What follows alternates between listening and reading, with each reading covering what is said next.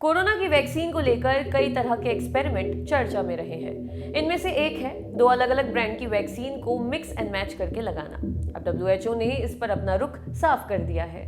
उसने इस ट्रेंड को खतरनाक बताया है। वहीं दूसरी तरफ भारत में डॉक्टरों की सबसे बड़ी संस्था आईएमए ने कोरोना की तीसरी लहर को लेकर केंद्र और राज्य सरकार को चेताया है। आइए जानते हैं कि डब्ल्यूएचओ और आईएमए की चिंताएं क्या हैं। डब्ल्यूएचओ की चीफ साइंटिस्ट सौम्या स्वामीनाथन ने 12 जुलाई को स्विट्जरलैंड के शहर जेनेवा में एक प्रेस कॉन्फ्रेंस की। समाचार एजेंसी रॉयटर्स की खबर के मुताबिक इस दौरान उन्होंने अलग अलग कंपनियों की कोरोना वैक्सीन को मिलाकर लगाने की बात की। बाद में ट्वीट करके भी इस बारे में किसी भी तरह का डेटा उपलब्ध न होने की बात कही।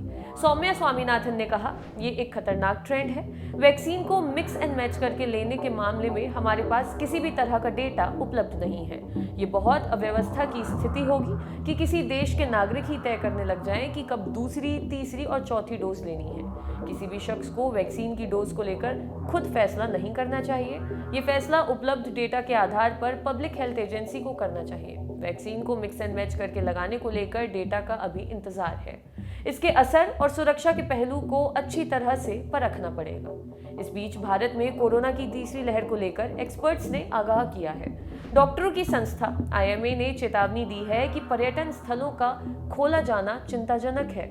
लापरवाही बरती गई तो कोरोना फिर से कहर बरपा सकता है। पर्यटन स्थलों पर भीड़ उमड़ रही है और इसके मद्देनजर आईएमए ने केंद्र और राज्य सरकारों को चिट्ठी लिखी है। इसमें कम से कम 3 महीने के लिए कोरोना गाइडलाइंस को सख्ती से लागू करने की अपील की गई है। IMA president doctor J A. Jayalal और महासचिव डॉक्टर जयेश लेले ने चिट्ठी में लिखा है कि पर्यटक, तीर्थ यात्रा, धार्मिक उत्साह सभी की जरूरत है, लेकिन कुछ और महीनों तक इंतजार कर सकते हैं। देश अभी कोविड महामारी की विनाशकारी दूसरी लहर से बाहर निकल रहा है। कोरोना अभी खत्म नहीं हुआ है।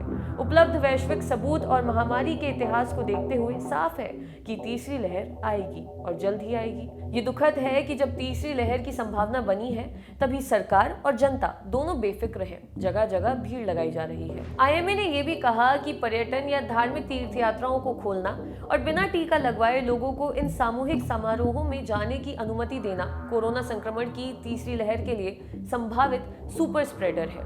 उसने कहा है कि टीके लगाने की गति को तेज करने और कोरोना गाइडलाइंस का पालन करके तीसरी लहर के प्रभाव को कम किया जा सकता है। आपके लिए खबर लिखी थी हमारे साथी अमित ने। शुक्रिया।